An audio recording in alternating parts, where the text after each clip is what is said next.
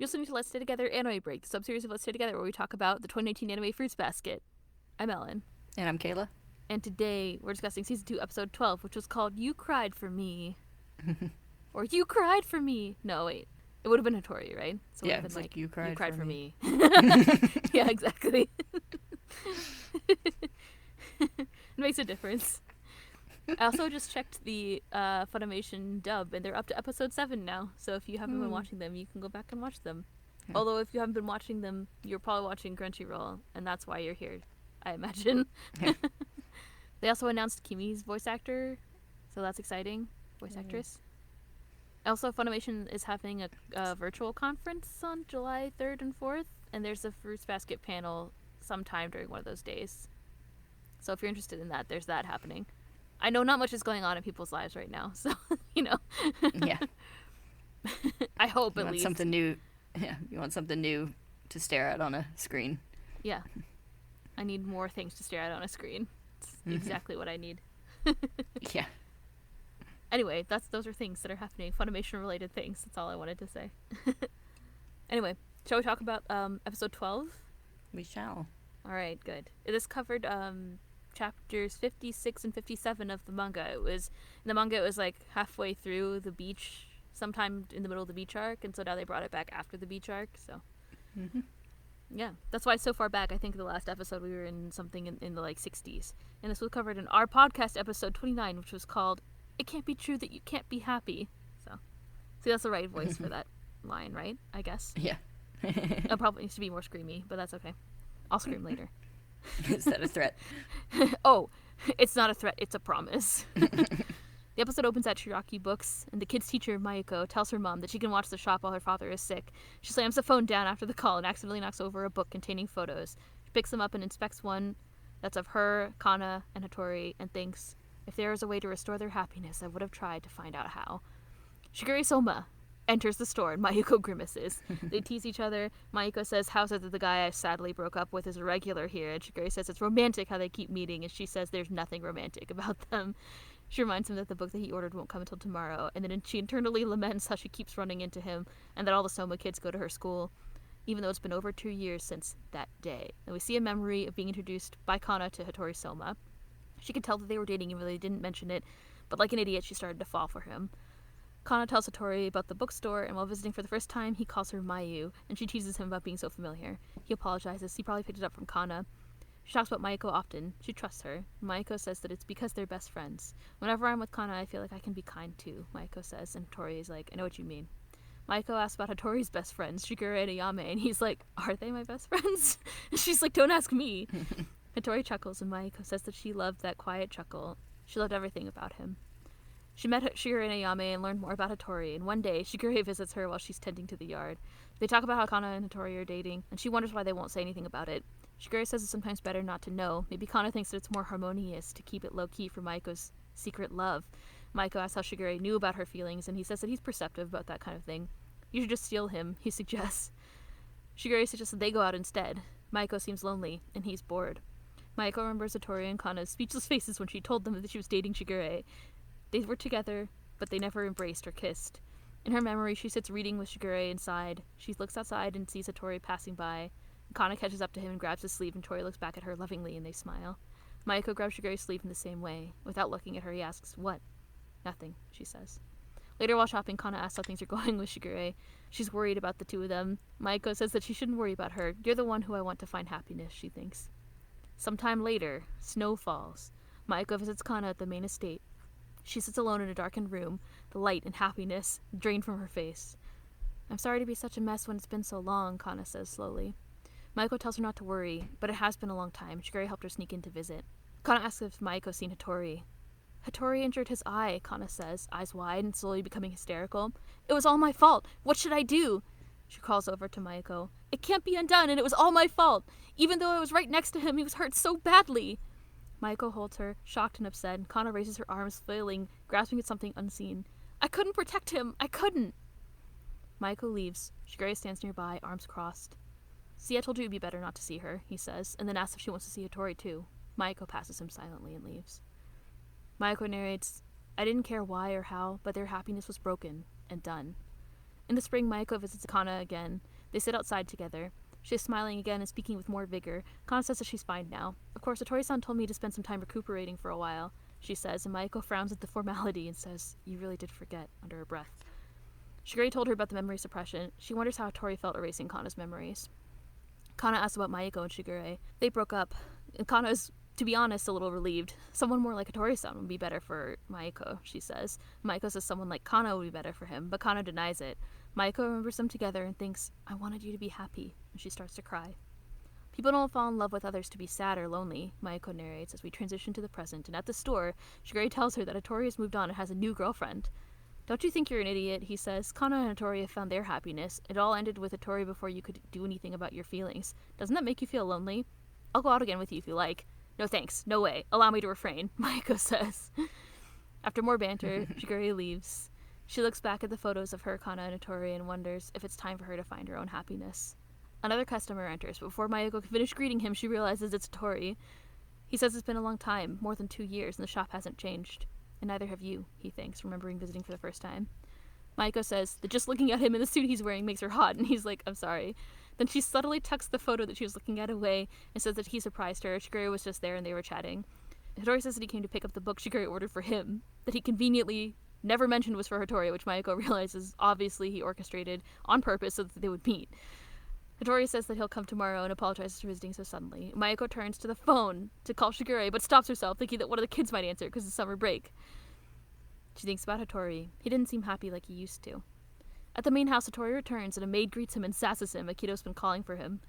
Akito's in low spirits, and if Hatori really cared about Akito, he would constantly be by his side, the maid says. In the garden, while they're walking to see Akito, they pass a child who sobs loudly. I wonder what's wrong, the maid says, crying so loudly. How embarrassing. The next day, the book has arrived, and Mayuko's mom gives it to her and sasses her about settling down. Unfortunately, Hatori's arrival gives Mayuko an excuse to peace out of the store. She pushes him outside. Outside on the bridge, they exchange the book and cash, and kids play in the water nearby. She comments on how Hatori's not wearing a suit today, and he says he didn't want her to feel hot again. She laughs at his earnestness. I'm just easily influenced, he says, a little sadly, and she asks if she hurt his feelings, and he says no. She asks what's wrong. Hatori doesn't seem well. Not like back then. I don't know what you're trying to tell me, but happiness isn't for me, he says. Mayuko says she doesn't understand. What continues to gnaw at his heart, she thinks. No way, she says. Look how blue the sky is and how brilliant the water is. Everyone's smiling, so it can't be true that you can't be happy. If that's true, then I don't believe in anything anymore. Hatori says that she isn't making sense. She's like, it's fine. Help him, she thinks. Please release this man. Mayuko sobs. The kids playing nearby and people passing wonder about what's wrong. Hatori chastises her. He remembers the kid crying at the estate. Maybe we have a misunderstanding, he says. I just wanted to get out for a little while. I wanted a reason to run away, he thinks. He says crying might make him feel better, and he holds up a handkerchief to her face. You cried for me so loudly. Thank you, he says. She says she's glad to be of service, but get your girlfriend to cry for you next time, she says. I don't have a girlfriend, he says, and Mayuko's like, but Shigure said, eh? And it turns out that the woman that Shigure mentioned is Hiro's mom, not Hatori's girlfriend. Give them back! Give back my tears! Mayuko demands, and Hatori is like, you're not making sense again.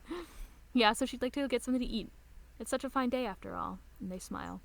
Later on the phone, Shigure says, oh, no need to thank me. Anyway, it's up to you now. I don't know how long it'll take for Hassan, but you held on to your feelings all this time, so even if it takes 5 or 10 years. And then Mayuko's like, don't call me anymore, and hangs up. 5 or 10 years was an exaggeration, she narrates, but the time when I would cut my hair short and he would start calling me Mayu again, and the two of us would go out on a clear day, was still a little ways ahead. And we cut to the credits. Yay. It's finally here! Every episode for the past, 5 episodes.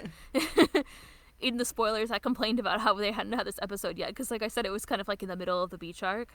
Which, I mean, it makes sense. It makes sense to remove it from the beach stuff, which is totally fine. But I was like, when are they going to have it? When is this going to happen? Yeah.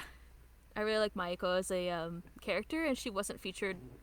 I don't even know if she was in. No, she was briefly in the anime, the first anime, but not at all. Not like this, where she was included as kind of like a main character. Mm-hmm. So yeah, I think we decided she wasn't even in the first anime. I feel like she was. They replaced her with just kind of a generic teacher that you never see. Yeah, I remember what the dude. You see the teacher once or twice, but basically the teacher is absent. There's very little teacher interaction. They're just kind of if you see a teacher, it's just kind of a body in the distance with a face. It's just someone. Yeah, it's they're basically like the NPC equivalent teacher-shaped of a entity. yeah, basically teacher-shaped entity, but not like just the voice like from Charlie Brown. Yeah. Anyway, I like Mayuko, and I'm happy that we got our Hatori / Mayuko episode. It happened. He'll get his happiness. In 5 or 10 years. Yeah. Of how at the end Shigure is like, yeah, you held on to your feelings all this time, so no worries. And she's like, fuck off. Yeah. Yeah, she's just like, never call me again. Yeah, pretty much. Yeah, it was pretty much like directly. I checked back at the manga, and it was like pretty much directly what happened. Mm-hmm. I mean, except for like minor things, like, I mean, I think there's like kids playing nearby, but they're not just like splashing around in the river, which was a little bit weird to me, but whatever. Mm-hmm. Yeah, and they like added in like the little like phone call with her mom at the beginning rather than just kind of summarizing it. So Yeah, I forget exactly how it opened. I didn't bring it with me, so. But yeah, I mean. yeah, I checked it when we were reading there. I was okay. like, I don't think they had the full scene there. So No, it's a good opening though, because then it's fine. It's good enough to bring us up to speed without needing her mom to be there and complain. I like how her mom is there in the second part though, where she's telling Mayuko that she should settle down. She's like, Kana's married, what about you? It's so real life. I mean, yeah, I liked the animation to show her like abrupt change from fake crying to greeting a customer. like it did that in the manga, but the animation just made it funny. Really funny. Also, like, there's like a sparkly animation when she sees Hatori too, like when they leave. And she's in the background, and it's like a shiny shoujo sparkly animation. It's really funny. Yeah.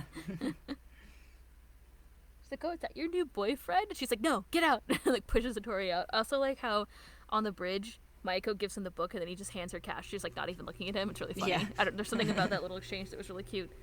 He's just like, what the hell is that? And she's like, women have their challenges, or whatever she says. Yeah. It's like a book drug deal. Pretty much, yeah. It's like folded up cash too. That's also what's funny about it to me.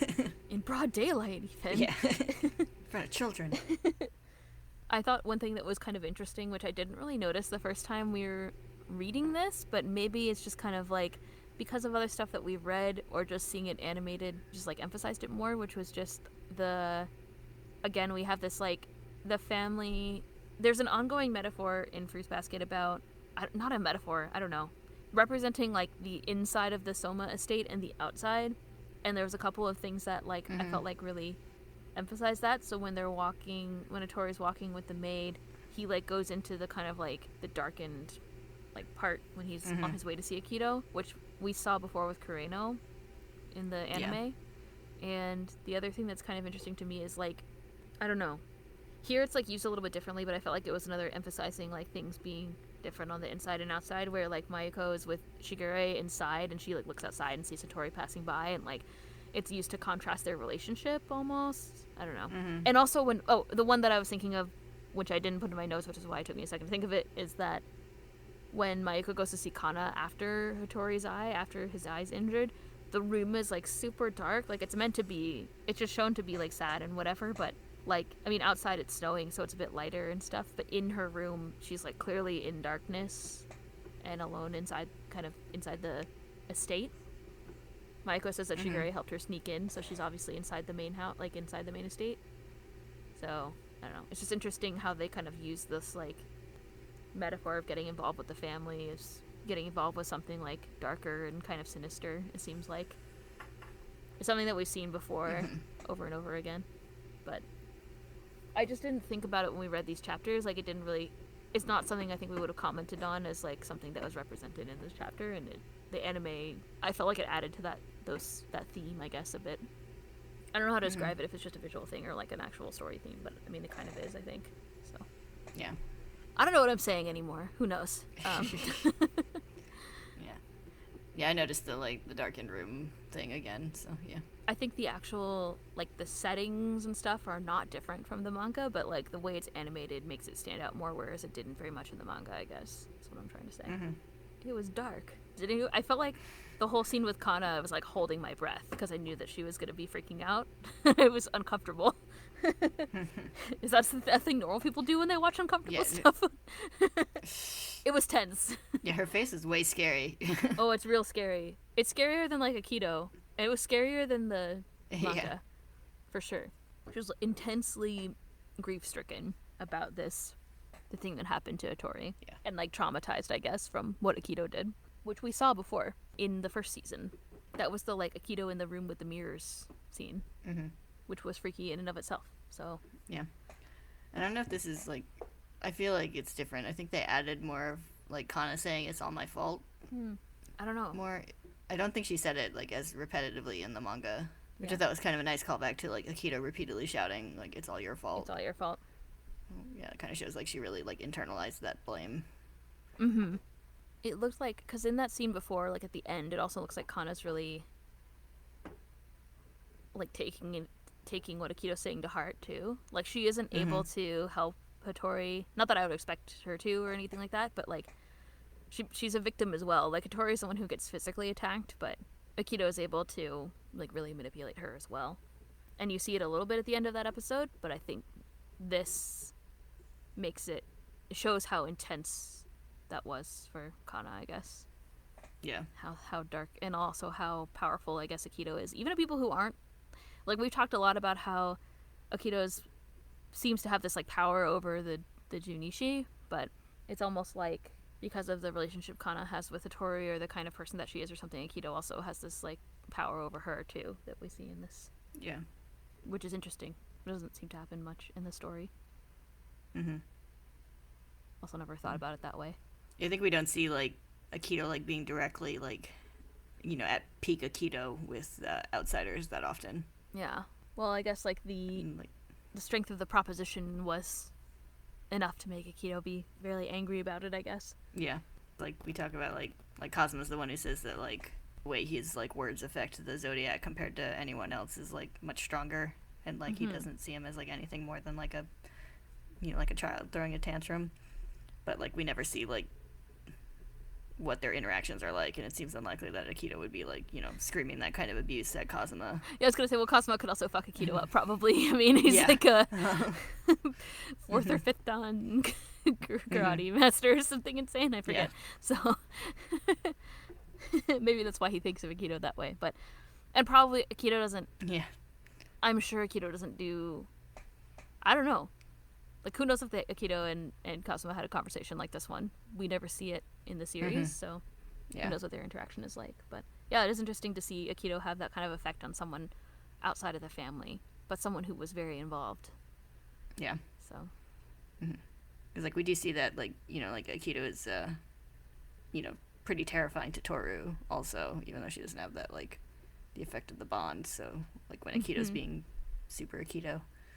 Yes. When Akito's being super Akito, yes. Yeah. Toru's definitely afraid of Akito, but, like, not the way that, like, Kana is in this scene, I guess. But also, Akito hasn't, like, you know, seriously maimed anyone because of her. So, yeah. I guess that's, that would be different. Yeah, Akito's, like, more, like, kind of, like, warning and threatening toward Toru, rather than, like, the kind of, like, manipulating the guilt, like, he is toward Kana. Yeah, that's true. Yeah, which, I mean, like, I think anyone in that situation would feel guilty anyway, and then, like, you know, Akito's, you know, layering it on there. So. Yeah, for sure. All reasonable. But, yeah, she does look I feel like her like, trauma is emphasized more by the way that they draw her, like, facial reactions and her and added to her dialogue or whatever than in the manga. So it's like it's very, like, I think it was in the first, like, Hatori chapters with Kana that had the phrase that, like, I could tell she was broken or something. So, like I think you can see, like, it really is, like, you know, like, something inside her has broken. Yeah. For sure. I feel like the way that her like, voice actress also acted that scene is good. Not the screaming part specifically, but, like, when Mayuko comes in, like, her voice is, like, completely different. It's just, like, completely drained of, like, any energy. And then when Mayuko comes back, like, because we see the scene and then it transitions immediately to the second time that Mayuko visits, and she's all, like, bubbly again, and you're just like, oh, and that's when Mayuko brings up the memory suppression, and you're like, oh. She was really fucked up. Yeah. But anyway, I thought it was well portrayed. That scene. Yeah. Yeah, I particularly like the in the acting, like the shift in her voice, like as she started to say, like, "Have you seen Hatori?" Like, Yeah. But yeah, it seems like about to be a normal conversation, and then it's just like, it's all my fault, and it's like, oh, okay. yeah, And Mayuko's, I don't remember exactly how Mayuko looked in that scene too. I forget, but they showed this like, there's a prolonged like shot where you see Mayuko's face, and she just looks like completely shocked as well. It was just like, what do I do? You know, which also I feel like is a very real yeah, reaction when you're in that kind of situation where it's like your friend or someone that you care about who's just like clearly like super upset and like, you know, grieving. I just wanted to say that the old maid is back. I wrote yeah, The Old Maid Returns, which sounds like a knockoff like Studio Ghibli movie that never got released. yeah, Yeah, she was being sassy. Wasn't she really sassy to Yuki before? And then, like, she's been back a couple of times. yeah. She's mostly just like scolding people for leaving Aikido. Pretty much. It seems like that's her, kind of her deal. She's Akito's keeper. Yeah. Do you have any other things that you want to talk about that aren't spoilery? This is another episode without a opening again, wasn't it? Oh yeah, I noticed that. Where's our? Had It's a episode few 12. of Maybe those there'll be a lately. new theme song next time. Maybe. There's just so much content in Furuba. There's no time for an opening theme song.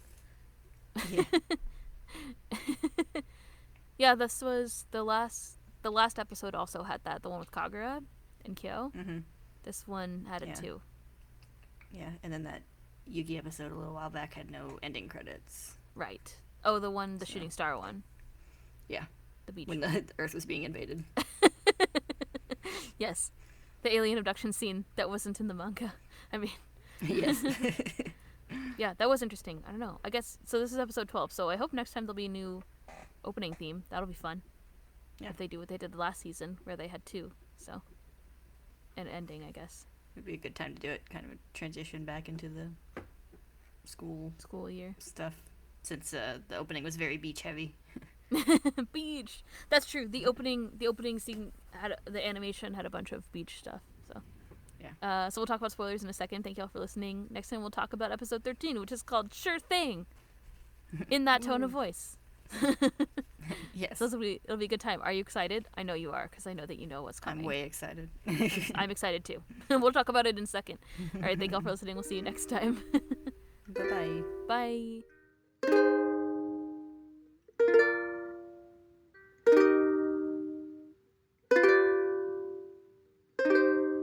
Hey, we're back to talk about spoilers. Guess what's happening next time? Student Council. time. Yay. So Kimi and Naoho are going to be in this one? They weren't... Were they introduced? Gonna get all those. No, yeah, they this weren't. is where they're gonna be introduced. Yeah, it was just It was just Kakeru and Machi. Right. And now we get the whole gang. Everybody's coming. And the quote is from after Yuki's speech, his depressing speech. Yeah. This one I knew up front. I did see the promos already, but... Mhm. Oh, you Yeah, told me I about knew it that yesterday. one. That's right. But I Yeah. knew that one. And I no longer obviously need to speculate about when the Hatori Mayuko episode's going to Yes. happen. So, I mean, we could still speculate about it. I mean, yeah, maybe they'll just add some Hatori Mayuko content. It's like maybe I'm they'll not just against do the it. episode again. Except with Kimi. I mean... Yeah. Kimi Basket, another Kimi Kimi. Satori, another Kimi. I mean... I'm excited to see Kimi and Now. I feel like their shenanigans will translate well to animation. I think so. Especially now. Whenever it's all of the student council, it's just like one like massive thing of dialogue, so I'm sure it'll be funny. Yeah. And like Kimi's like always I don't know, they're always like Kimi and Kakeru always have like good banter and stuff like that. So Oh, and then I guess the only thing there is technically a spoiler, which is just like I guess Hatori and Mayuko are still together at the end of the story. Like there's another scene with them at the end, which I guess is spoiled. Yeah. Spoiled by this. Yeah. I'm also excited for parent-teacher conferences, which will be coming up soon, which involves Mayuko. That's the only reason why I'm bringing it up. Yeah. Probably not next time, because next time will just be like the student council stuff, but Yeah. it'll be Yuki and Kakeru bonding, I guess. Mm-hmm. And then hopefully we'll march toward parent-teacher conferences soon, which will be great. Yeah. I'm so excited. Yeah, I saw like preview images of like sad Yuki outside, so I assume it's gonna be that like little confrontation they have. I guess I can look at my notes. Yeah, I do think that's another good reason for having this episode after the beach arc, because then you get, you're more readily primed for all the parent-teacher conference stuff with the the Mayuko and Shigure and Hatori stuff all mixed in together. Right. Yeah, you have to have this because it won't make sense. The best part about the parent-teacher conference won't make any sense. The ice crystals. I don't know. It just says student council stuff. It's one chapter, according to my notes.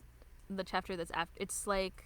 So, sorry. It says school starts again, which was probably one chapter. Toroshi showed how to break the curse. Kyo and Kagura already saw that part. And then... Oh, we did 2 student council chapters as one-offs. I bet maybe they'll just combine them. I think we talked about that. We speculated about this before. I definitely don't know what's in both of them, because my note is very vague, but... Yeah. I don't know. Guess we'll find out. And maybe they'll combine them. I think it is that the outside part happened later. Isn't that when he gets stuck in the room? No, that's much later, but like the part where like the conversation they have confused. Where he's like, I was yelling at myself, so sorry. Yeah, exactly. Let me see. It's episode 38, according to this. Let's find the notes. I can do what I want. It's my podcast. Episode notes. It goes, you're listening to Let's Stay Together, a podcast of Fruits Basket by Natsuki Takaya. Okay, it says blah, blah, blah. Oh, this is when Kakeru changed this name, the sign on the student defense, to Campus Defense Force, which is hilarious. Oh, this is when they steal the whiteboard and they argue about all their colors. That's what's in 73. So he probably meets them and then maybe they'll do that. So they argue about all their colors. Yeah, you're right. I am that kind of person, but just now I was lecturing myself. So sorry. That's from the same... Oh, it says... My note says Kakeru kicks the tray of pants out from under Yuki's arm like an asshole. It was plants. He was carrying plants. And I was like, what the hell is this? Thanks, Past Ellen. He was helping the Tailors Club move their pants. The Tailors Club seems like a club that would be in Oron, not in Furuba, where it's like the fancy, like, Italian suit tailoring club or something. Yuki should have been in the gardening club. His life would have been so much easier. He could have just tended to his plants and never talked to anyone. Instead, he decided to stretch himself and be in the student council. Never do anything to improve yourself in any way. I feel like I've said this before, and I'll say it again. It's when Kakeru is like, how do I like see things the same way as you so that I don't hurt people and whatever. It's when Kakeru proclaims Yuki as his emotional senpai. Yeah. So. Yeah, because there's like a picture of them like sitting, looking, emotional. Together. Like in the sunset or whatever. So. Yes. They weren't clutching hands like in Toru's like memory or like Toru's imagination of Yuki and Kyo. So glad I've come to understand you better. That's how I imagine Kakeru and Yuki, so... Yes. Yeah. Maybe they'll just combine those two together. They were separated by other things, but that would make the most sense. And that's what it seems like from the promo images, so... Yeah. That'll be a good time. Then the only other content before parent-teacher visits that isn't from after that in the manga is some Rin and Haru stuff and Toru's grandpa being sick, which probably has to come before the parent-teacher conference because... That's why Shigure had to go instead for grandpa, so... Yeah. Then Toru sneaks into the main house. Dun, dun, dun. Anyway. And then the class trip. Maple leaves. And then other stuff. Yeah. There's a bunch of Rin stuff that comes after that. So. Yeah, and we had them talking about the class trip in the anime recently, so we know they're going to be doing that. Yeah. They'd better. You're like, how are they going to get there? Coronavirus. Yeah. Momiji's never going to get to eat deer senbei with Toru. Can eat it with Toru 6 feet apart. Yeah. I want to eat deer senbei 6 feet apart. The deer won't stay 6 feet apart. Yeah. Tell those deer to socially distance. Can deer get coronavirus? Well, there you go. It's hard to get too close to someone when you've got a mob of deer surrounded by deer. This is my personal deer bubble. Yeah. It's my new social distancing method.